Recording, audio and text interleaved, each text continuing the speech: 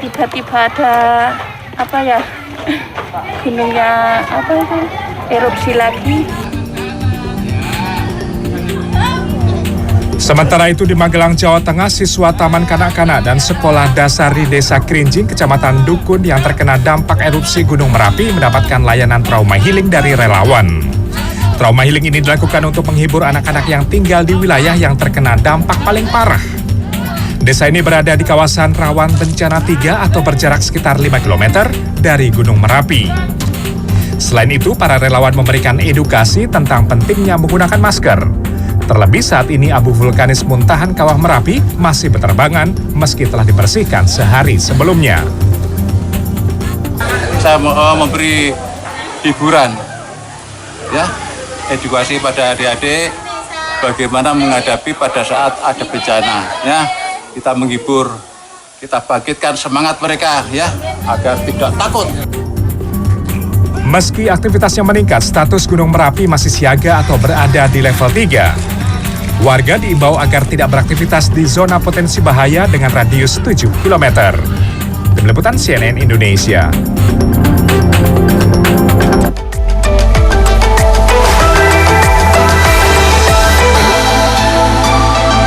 Alih-alih tinggal bersama dengan anak cucu, sebagian orang memilih hidup mandiri di hari tua. Sebuah rumah susun di Jakarta Timur menjadi hunian khusus warga lanjut usia. Bergaul dengan sebaya dan tetap aktif secara fisik membuat para lansia di sini merasa lebih bahagia.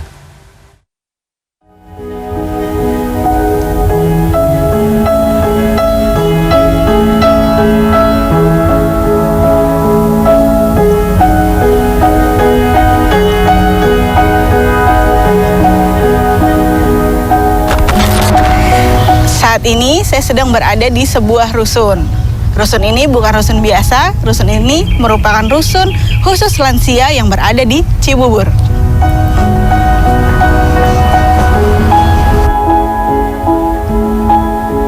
Memasuki gedung, saya disambut oleh Mariati Hendro yang akrab disapa Eyang Rin.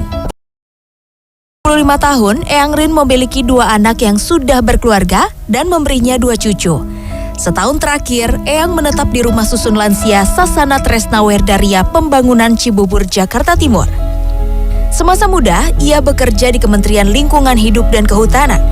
Karena itu, ia mengisi waktu dengan berkebun.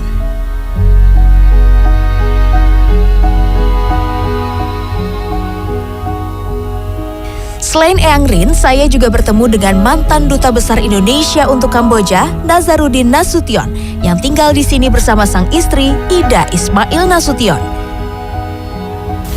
Dan kami merasa nyaman di sini. Nah, tadi karena saya katakan 23 tahun yang lalu saya operasi jantung, apa-apa ada dokter. Ini kalau ada rawat. Pasal dari setengah abad tangga ini betah, bahagia, tinggal dan beraktivitas membuat mereka tetap sehat. Bahwa ini untuk orang tua lebih bagus.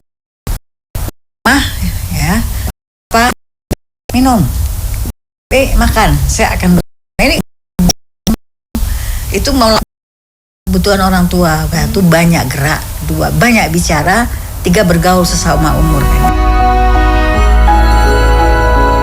Mulai beroperasi pada tahun 1984, bangunan 3 lantai ini dikelola oleh Yayasan Karya Baktiria Pembangunan. Dengan tarif antara 4 juta sampai 13,5 juta rupiah per bulan, para lansia ini disediakan makan 3 kali sehari dan layanan cuci pakaian. Kita sediakan juga pelayanan kesehatan bagi mereka supaya mereka tetap sehat ya selama mungkin. Dari mulai ruang konsultasi dokter, kemudian ruang fisioterapi, kemudian juga ada ruang perawatan jangka panjang bagi mereka yang pada akhirnya tidak menjadi tidak mandiri dan membutuhkan perawatan lebih intensif. Ibnu Abbas menambahkan, agar tetap sehat dan fungsi otak tetap optimal, para lansia diajak melakukan senam otak setiap hari. Sementara untuk mengisi waktu luang, para lansia biasa bermain catur dan menyusun kata dengan bahasa Inggris. Untuk tinggal di sini, lansia harus memiliki kemauan sendiri dan mandiri.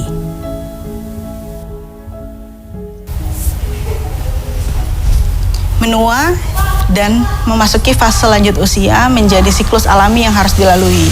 Di usia senja, meski para lansia banyak diurus keluarga, tidak sedikit juga yang memilih untuk hidup secara mandiri dan berinteraksi dengan teman sebaya mereka. Nanda Rosandi, Kurnia Yurniawan, Jakarta.